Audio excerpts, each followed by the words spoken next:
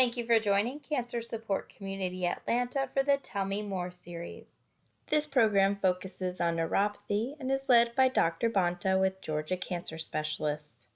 For more information on other installments of the Tell Me More series, please visit Cancer Support Community Atlanta's website, cscatlanta.org. Hello, I'm Ioana Bonta. I'm a medical oncologist at Northside Hospital, Georgia Cancer Specialist. And one of the common questions that my patients have is regarding peripheral neuropathy, since this is a symptom commonly experienced during treatment.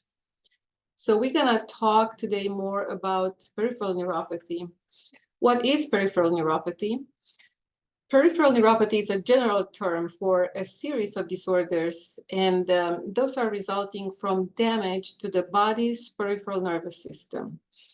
The peripheral nerves are going from the spinal cord to the trunk and limbs, and this includes our hands and feet. And they're responsible for our functions. We call them somatic functions. And those functions include sensation, motor, such as walking and talking. Peripheral neuropathy is actually not a single disease. And there are different terms you may hear, like polyneuropathy or peripheral neuropathy or simply neuropathy. And they're frequently used interchangeably, but they're actually a little bit distinct. So just to try to define them a little bit, polyneuropathy is a specific term that refers to a generalized process. Poly means multiple, many. So the polyneuropathy affects several peripheral nerves. The distal nerves, usually in the hands and feet, usually being the most affected. The peripheral neuropathy, it's a different term. It's a little bit more precise and refers to any disorder of the peripheral nervous system. And this includes things like a pinched nerve called a radiculopathy or mononeuropathy. Mono means one, just one area affected, just one nerve affected, and most commonly it's secondary to an injury. And the term neuropathy can refer more broadly to disorders of both the central and the peripheral nervous system. In order to understand the peripheral neuropathy, I'll go quickly over the type of nerves that we have.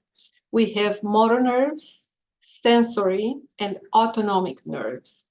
What are those? Motor nerves are nerves that are sending impulses from the brain down to the muscles and body, from the brain, also from the spinal cord to our muscles and body. And this allows us to do activities such as walking or opening a can or playing an instrument. Motor nerves can lead to damage, can lead to muscle weakness or difficulty walking or difficulty moving our arms, even cramps and spasms that can be a sign of motor nerve injury, and we'll come back to it to talk a little bit more about it. The sensory nerves, they send messages the opposite direction, from the muscles back to the spinal cord and the brain. The special sensors in the skin and deep inside our body help us identify things like an object is sharp or rough or smooth, hot, cold, so on and so forth. Damage of those nerves can result in things like tingling and numbness, pain, or extreme sensitivity to touch, to hot, to cold. So we said we have three types of nerves: motors, sensory, and autonomic nerves. The autonomic nerves involve, they control involuntary or semi-voluntary functions, such as our heart rate or our blood pressure, digestion, things like sweating.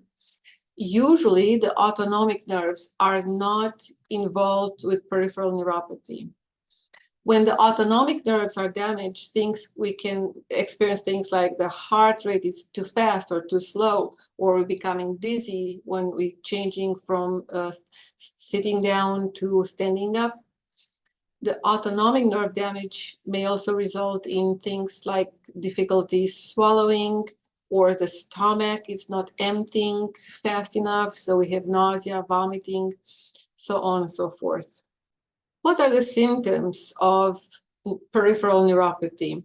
Some of the most common symptoms are feeling of pins and needles in the feet or hands, pain that feels like a stabbing pain or burning of the hands, of the feet, of the legs sometimes. Patients sometimes tell us, Dr. Bonta, I cannot hold a book anymore, or I don't feel my feet underneath. I don't know where my feet are. So those can be symptoms of neuropathy. Other symptoms can be such things like we call it an invisible glove, almost like a weird or different sensation of our arms or legs. We call them invisible glove or invisible sock. Again, things like burning or freezing of the hands or feet. We mentioned sharp, shooting electric-like pain, extreme sensitivity to cold or touch, and I'll stop here for a second. There are certain chemotherapies such as oxaliplatin. It's a chemotherapy commonly used to treat cancers such as colon cancer, or certain lymphomas, ovarian cancer, pancreatic cancer. And this type of chemotherapy can have specific sensitivity to cold. So patients will touch something from the freezer, will pick up maybe a can from the refrigerator, and immediately will feel this almost electric-like pain. Other times, patients will drink a cold liquid and feel this sensitivity, cold sensitivity in our throat, almost feeling like my throat is closing. It's not that, it's neuropathy it's a symptom of neuropathy.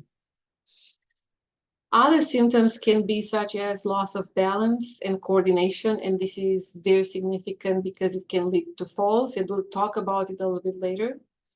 And we mentioned muscle cramping or twitching, or difficulty moving the arms or the legs. What are the causes of neuropathy? Patients who undergo chemotherapy know that chemotherapy can cause this peripheral neuropathy. Not all chemotherapy drugs can cause neuropathy, but many of them do. Most commonly, chemotherapy drugs such as platinum, cisplatin, oxaliplatin, carboplatin, also taxanes, docetaxel, paclitaxel, what we call vinca alkaloids class, such as vincristine, commonly used in lymphomas. Also things like proteasome inhibitors, bortezomib, or things like thalidomide, lenalidomide. Now, how does chemotherapy causes the peripheral neuropathy? Essentially by damaging the nerves in the extremities, in the fingers, in the hands, an arm, feet, in the legs. The term peripheral, again, refers to nerves that are not part of the brain or the spinal cord, that will be central nervous system. Refers to the nerves that are in our extremities, away from the brain and spinal cord. Approximately 30% of patients undergoing chemotherapy will develop some degree of peripheral neuropathy, and this is a significant number. But not only chemotherapy can cause peripheral neuropathy. I think it's important to know that there are other causes of peripheral neuropathy, and sometimes those causes can compound. For instance, a patient that is undergoing chemotherapy but also has diabetes, there is a little higher risk of developing this peripheral neuropathy. So what are other causes of peripheral neuropathy? things such as diabetes or vitamin deficiency, especially B12 and folate or folic acid. Certain inflammatory conditions such as colitis or Crohn's disease. Other medications, especially HIV medications, can cause peripheral neuropathy. A fairly common antibiotic, levofloxacin, can also cause peripheral neuropathy. Alcohol, it's a very common cause of peripheral neuropathy. Autoimmune disease, we mentioned a little bit under the inflammatory conditions.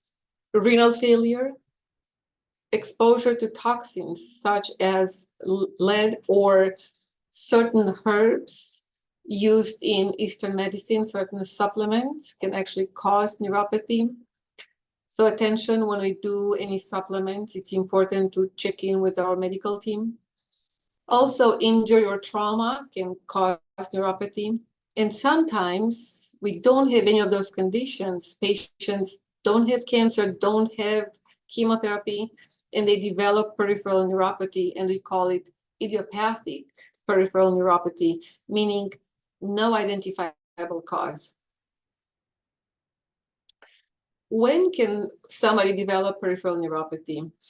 Usually, if the patient undergoes treatment with chemotherapy, the peripheral neuropathy develops during the chemo treatment. But it can occur anytime and even after the treatment had completed. And how long does it last? Usually several months after the treatment had completed. Now that we talked about signs and symptoms and what is peripheral neuropathy, what can we do about it? So there are different strategies, and I will start with medication, but it's not necessarily our first line of treatment. It really depends on the degree of the severity of the peripheral neuropathy. But in terms of medications, there are some over-the-counter medications such as aspirin or anti-inflammatories that can be pretty effective against, especially when the neuropathy is not so severe. Attention, before you start taking an aspirin or an anti-inflammatory, if you are on blood thinners or if you have any stomach disorders, any stomach issues, please check with your physician. There are certain contraindications, certain situations when we should not be taking those aspirin or anti-inflammatories. In terms of prescription medications, we have several medications we can help with. The most common one, it's gabapentin or pregabalin, Lyrica, known as Lyrica. There is also duloxetine, Ultram, and lidocaine patches. I feel like they're underutilized with peripheral neuropathy, and sometimes they can be pretty effective. Also, certain antidepressants can be used in treatment of, selectively used in the treatment of peripheral neuropathy. Before you start an antidepressant, please make sure you talk to your physician and go through all the medications that you're taking and make sure there are no drug interactions with other drugs. In terms of topical treatments, I find them quite actually effective for many patients. Local anesthetics and then analgesics. The local anesthetics are things that will work by numbing the area and blocking the pain where we apply this cream. And those are things like EMLA cream, lidocaine, essentially lidocaine-based creams. The analgesics, they reduce the ability of the nerve cells to transmit these pain messages up to the brain. And they're containing capsaicin, things like, you can find them even over the counter, things like Aspercream or capsaicin or Dolorac apply to to the affected area. Please careful not to touch your eyes because it can be pretty burning. It is made of a substance, capsaicin, that is found in the seeds of the hot chili peppers. But many patients find it pretty effective.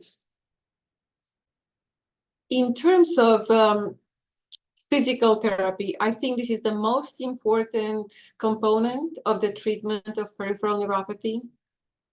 And in general, it's the first line of therapy that I recommend to my patients. Physical therapy, it's usually combined with occupational therapy, and it's directed to the affected area. If patients have peripheral neuropathy in the legs or feet, for instance, we work on strengthening the legs and feet, and we work on balance, because many times neuropathy can affect the balance. Peripheral neuropathy can affect the balance. Also, if the peripheral neuropathy on the hands and fingers, there are exercises such as opening and closing your fist. Sometimes using one of like a squishy ball will put a little bit of increased pressure. The goal is to increase the blood flow to your fingers, to your toes, in order to wake up those nerves that are affected. Stretching exercises, again, I cannot emphasize enough how important they are to actually help us rebuild those connections, those muscles, those nerves. And balance exercises are very important in preventing falls.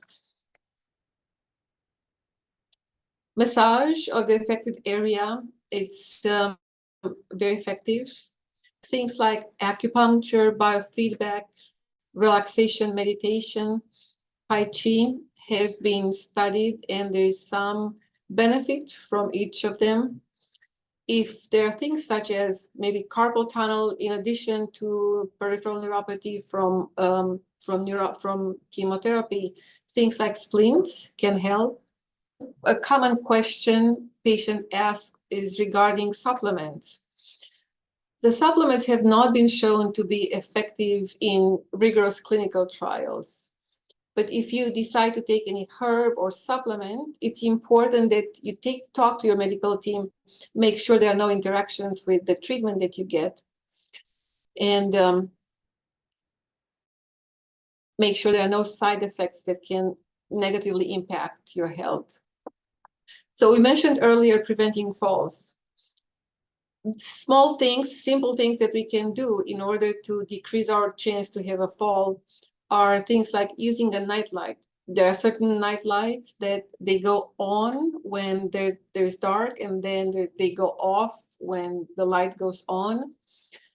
But help us, if we get up at night, help us try to see where we're walking and actually decrease the risk of fall.